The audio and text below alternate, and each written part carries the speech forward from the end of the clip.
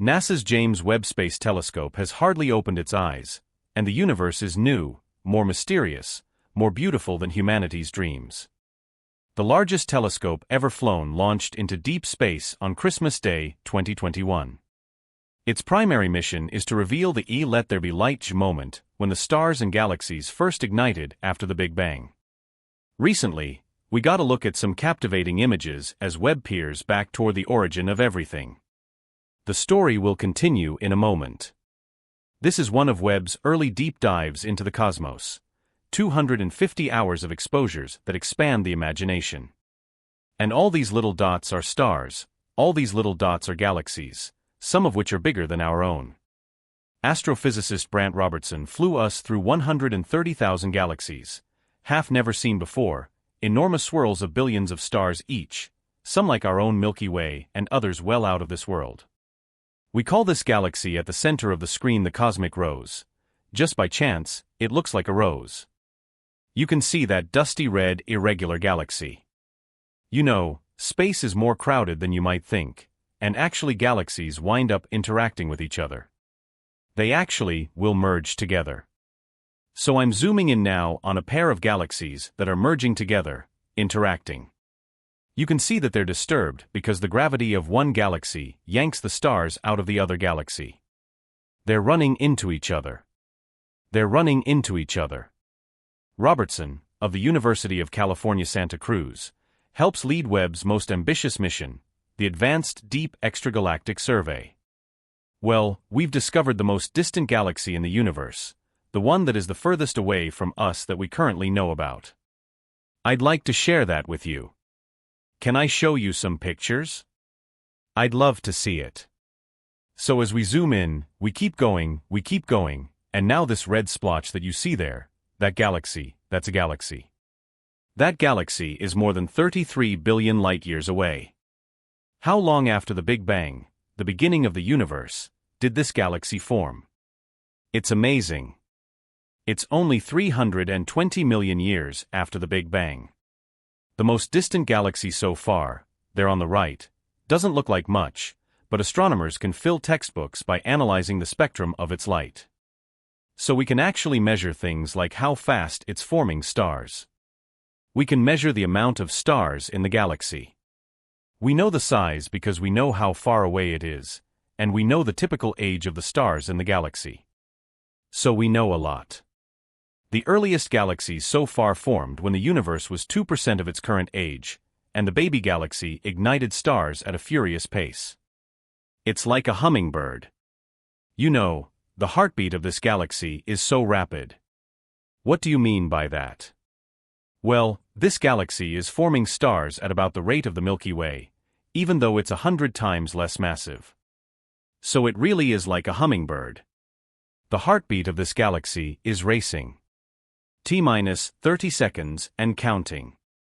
More than a few human hearts were racing in 2021 as the $10 billion observatory readied for launch. Wow. Earlier that year, we were among the last to see Webb in California, before it was folded into a 15-foot wide nose cone.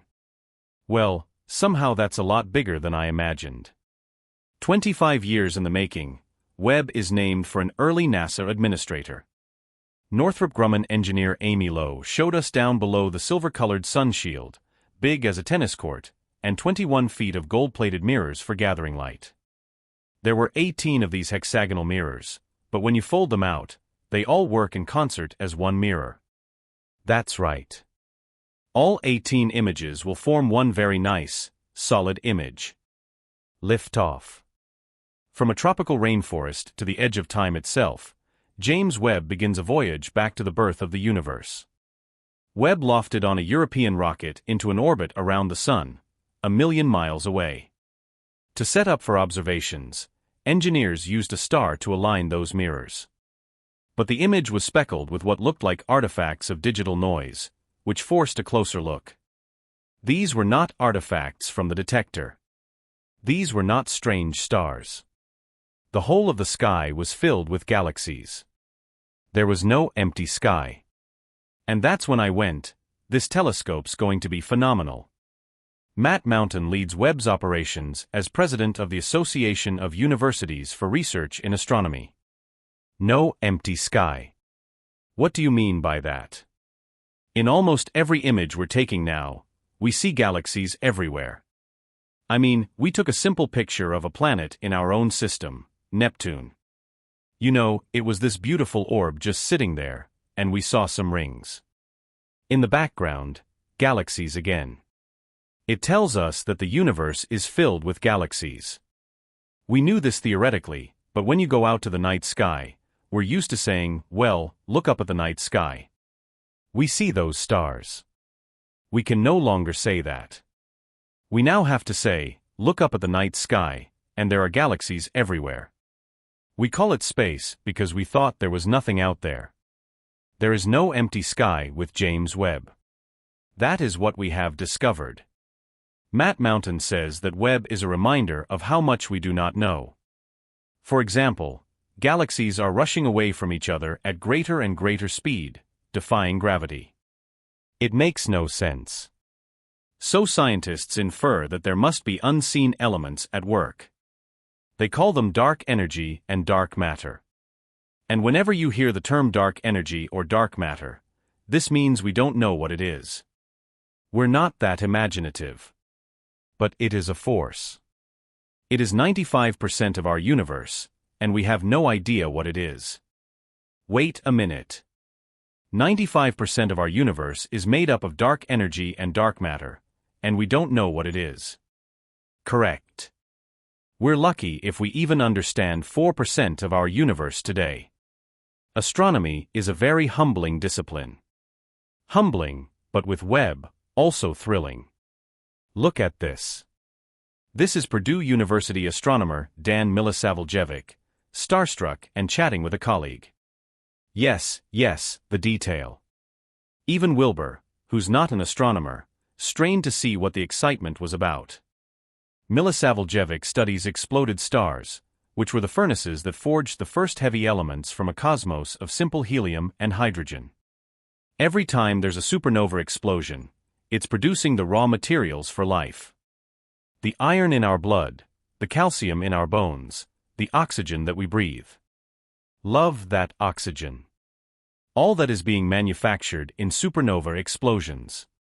The late astronomer Carl Sagan used to say, "We're all made of star stuff." That's exactly right. Webb reveals unprecedented detail at the center of these explosions, and that's what Webb is most sensitive to for our purposes, understanding what's happening inside the explosion that we couldn't see before because it only comes out in infrared light.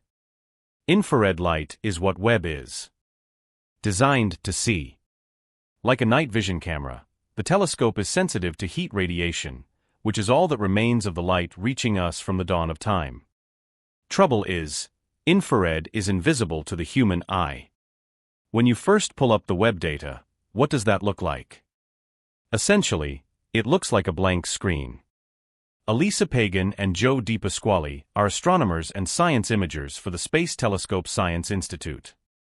This is what a Webb infrared picture looks like until they match the data-filled darkness to colors of wonder.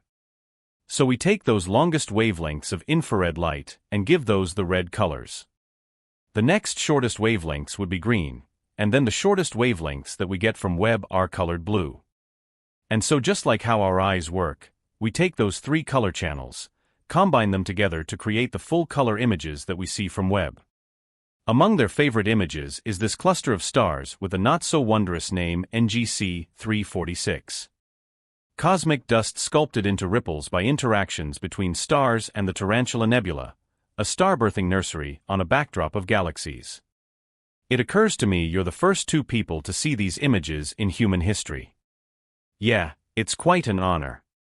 It is a great honor, and it does blow your mind every time. There will be many mind-blowing revelations. Webb is already the first to find carbon dioxide in the sky of a planet 700 light-years away.